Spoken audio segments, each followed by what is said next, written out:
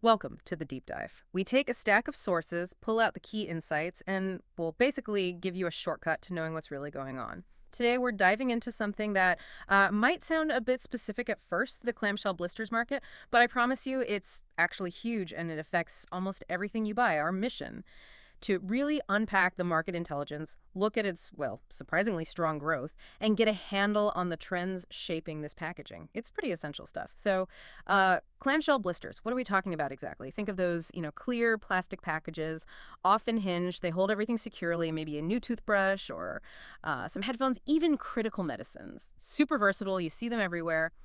And as we're about to find out, the market for them is really growing. Okay, let's unpack this. And growing is definitely the right word. We're talking about some serious expansion here. Looking at the global picture, our sources show the market value was already substantial back in 2021, nearly $5.8 billion. Oh. Yeah.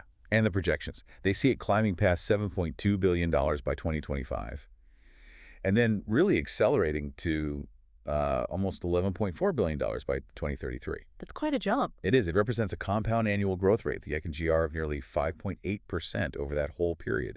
That signals, really sustained strong growth. Okay, nearly 6% CAGR. Those are big numbers for, like you said, something we probably handle and discard without a second thought. What's really pushing that consistent growth? Is it just more stuff being sold? Well, there's more to it. The data points to a couple of fundamental drivers. First, there's this increasing need for solid product protection. And that's not just about, preventing scratches on the shelf. It's crucial for things like fighting counterfeits, especially in pharmaceuticals, making sure delicate electronics arrive intact, and honestly boosting consumer confidence. Yeah. You see the item, it looks untouched, pristine. Right, that makes sense. And the second driver? The second big one is the trend towards transparency in packaging. It's really powerful. Consumers want to see what they're buying, especially now, with so much online shopping where you can't physically pick it up first. Ah, good point. So the clamshell basically acts like a little window or mini showroom. It's a win-win. You get security and you get visibility. That really clicks. It's amazing how something so simple addresses such core needs for both companies and us as buyers. Okay, so globally, it's growing.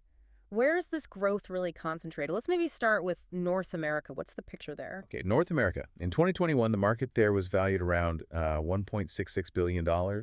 Projections have it hitting over $2 billion by 2025, and then reaching just over $3 billion by 2033. That's a solid CAGR, about 5.2%. And within that region? The U.S. is definitely the leader, accounts for the biggest chunk, climbing from about $1.3 billion in 2021 towards over $2.4 billion by 2033. But Canada and Mexico are significant too. Both are projected to nearly double their market size in that time frame. Impressive KGRs there too, almost 5.8% for Canada, 5.4% for Mexico. So it's pretty broad strength across the region. Interesting. Okay, let's hop across the pond. Europe, is it a similar story there, same kind of growth pattern? Pretty similar trajectory, yeah. Europe came in at over $1.28 billion in revenue back in 2021. And we expect that to grow to nearly $2.4 billion by 2033. That's a healthy CAGR of 5.4%. Any standouts in Europe? Germany is a key player. Its market is projected to more than double. The UK also shows really robust numbers, expected to hit over $377 million by 2033. And, other major economies, France, Italy, Spain, Sweden, they're all showing significant expansion too. Generally, their KGRs are somewhere between, say, 4.4% and 6%. It just reinforces how important clamshells are in those diverse economies. Right. Okay, now, the sources really seem to highlight Asia Pacific. You mentioned explosive growth there. What kind of numbers are we actually looking at? What's really fueling that speed? You're absolutely right to focus there. Asia Pacific is, well, it's truly the powerhouse for this market. The engine room, you could say. It started just under $2 billion in 2021. Okay. And is projected to surge to a massive over $4.1 billion by 2033. That's a remarkable CAGR of 6.5%. 6.5%. Wow. Yeah. And within Asia Pacific, China is just dominant, expected to climb from around $560 million to over $1.2 billion by 2033. Its CAGR is actually even higher, over 6.7%. And I think I saw something about India being particularly notable, maybe even faster growth than China. India is definitely the standout. Globally, it has the highest projected growth rate. Its market is expected to more than double from about $256 million in 2021 to over $600 million by 2033. That reflects an impressive 7.4% CAGR. 7.4%. Exactly. And this kind of rapid growth in places like China and India, it's often tied to, the rise of the middle class, more disposable income, plus booming manufacturing and especially e-commerce sectors. All that just drives huge demand for packaged goods. Japan also shows solid growth. And then you have South Korea, Australia, Singapore, Southeast Asia, all showing very high growth rates, often above 6%. Singapore and Southeast Asia are even pushing towards 7%. It's just a really dynamic, critical region for this market. Incredible numbers across Asia Pacific really puts the scale into perspective. Okay, let's swing down south now, South America. What's the clamshell market look like there? South America's market size is also set for strong growth.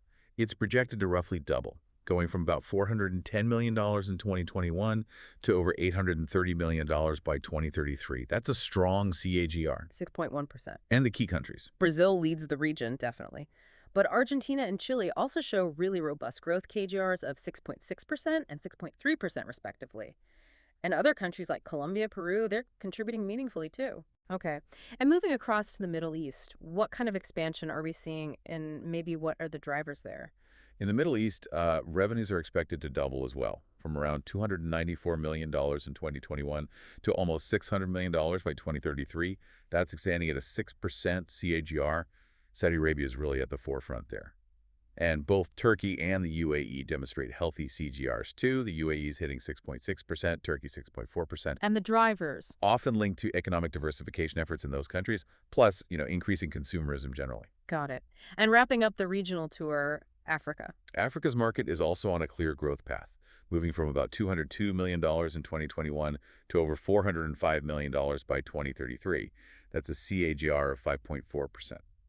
South Africa leads the continent in market size, but Nigeria is also a significant and growing contributor. Okay, so we've seen the impressive growth numbers across the globe, but let's talk about some of the bigger trends shaping this market beyond just geography. For instance, sustainability. That's a huge conversation around packaging.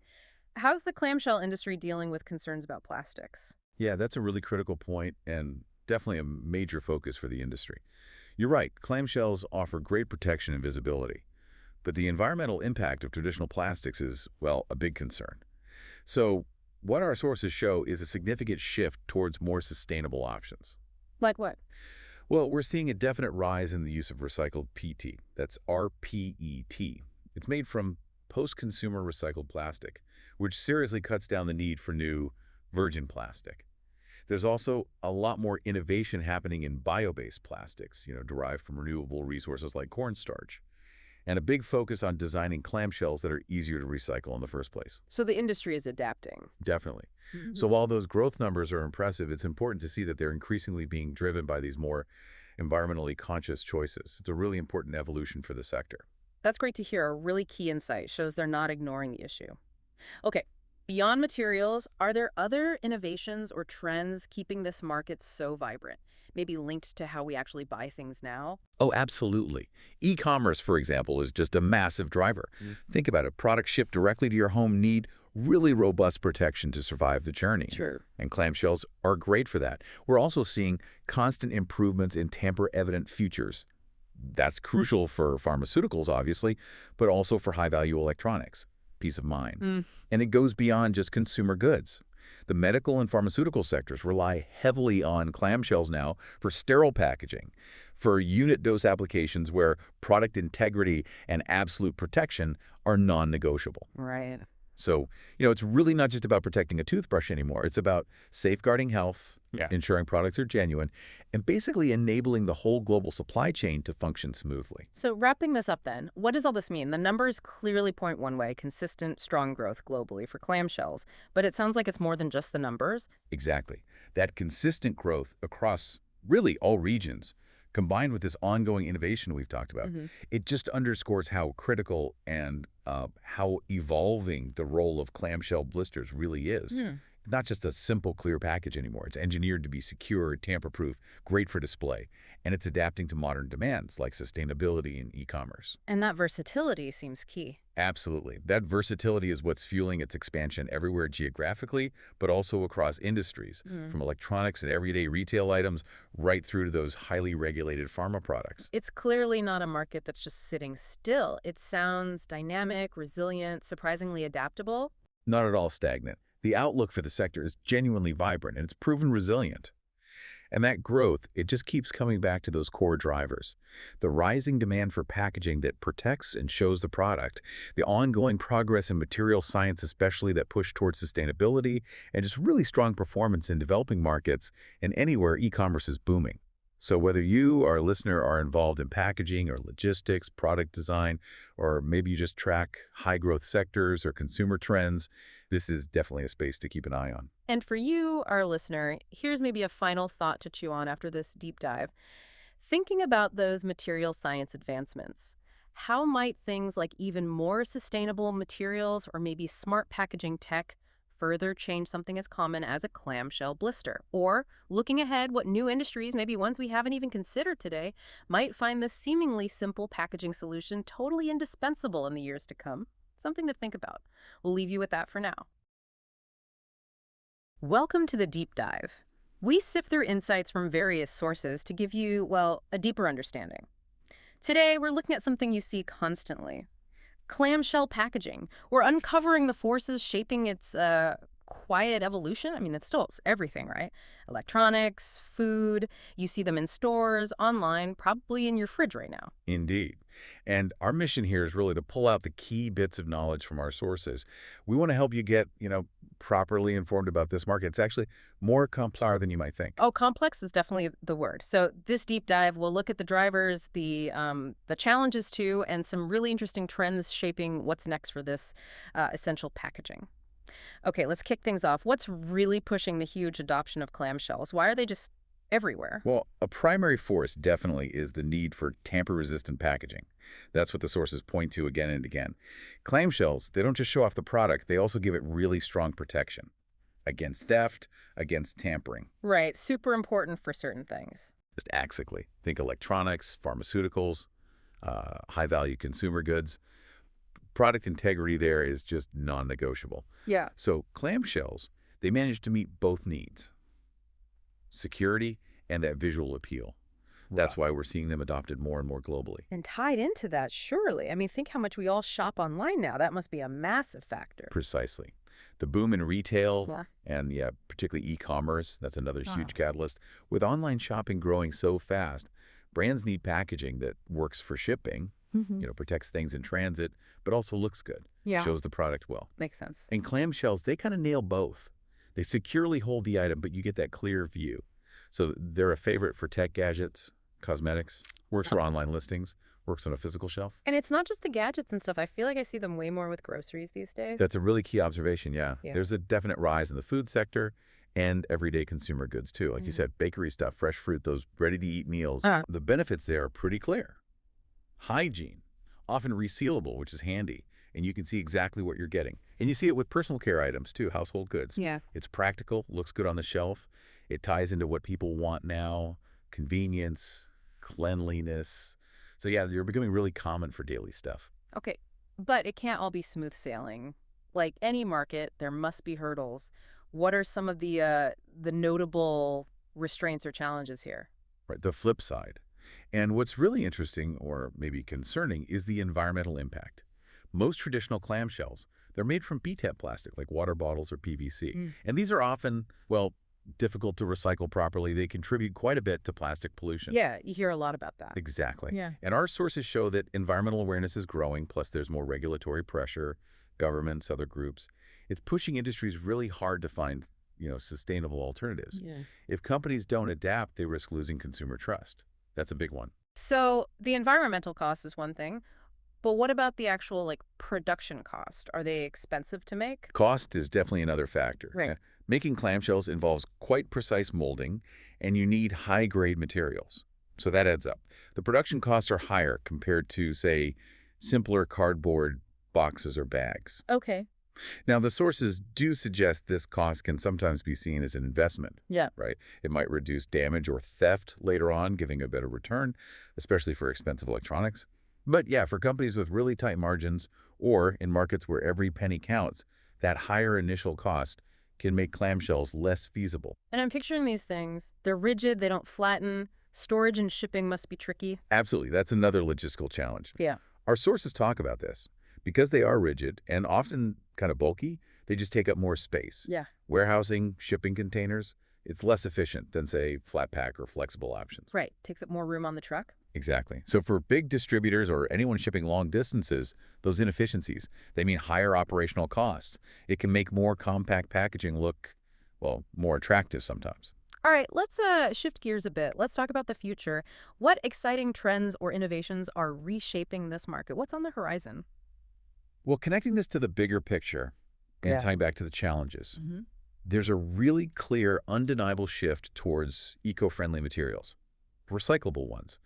Manufacturers are innovating quite fast here. They're using biodegradable options, compostable ones like PLA, that's polylactic acid, often from cornstarch, Ah, oh, and RPT, which is yeah. just recycled PT. The aim is to cut that environmental impact, but keep the good stuff, Hmm. the visibility, the durability.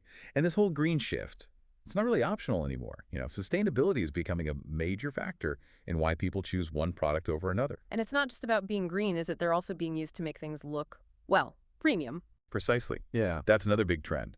We're seeing clamshells adopted much more in high-end segments. Think about luxury electronics packaging, nice gift sets, upscale cosmetics. Yeah, I could picture that. Brands are definitely using them to boost the visual appeal, the perceived value, that clean, sturdy look. Yeah. It's really effective at making a product seem more desirable. Works in stores, but also, crucially, online, where the image is everything initially. Okay, this next one sounds really interesting. Smart packaging features. What's that about? Yeah, this is potentially transformational. It's about integrating technology right into the package. Our sources describe clamshells being embedded with things like QR codes you can scan, Uh-huh. NFC tags, near-field communication like tapping your phone to pay, Right, yeah. and advanced camper evidence seals, too. This stuff enhances traceability, gives you more product info, and it really deepens how consumers can engage with the product. And then you add custom branding, maybe fancy embossing, special shapes. Suddenly, the clamshell isn't just a box. It becomes, well, a strategic marketing tool. Pretty sophisticated. Wow. So there you have it. What's started as, a simple, clear container. It's really evolved. It's this mix of innovation, function, and now sustainability. The whole clamshell market is this fascinating example of how everyday things adapt to new needs, new tech. It's quite a journey, isn't it? From maybe just thinking of them as that annoying plastic you have to cut open to understanding their strategic role. It really is. And it makes me wonder, maybe pose a final thought for you listening. The next time you pick up something in a clamshell, what what new perspective might you bring? What questions might pop into your head about its journey, from raw material all the way to your hands? That's a fantastic thought to end on. Thank you for joining us on this deep dive. Now go out there, notice the clamshells around you, but maybe, just maybe, with a bit more understanding this time.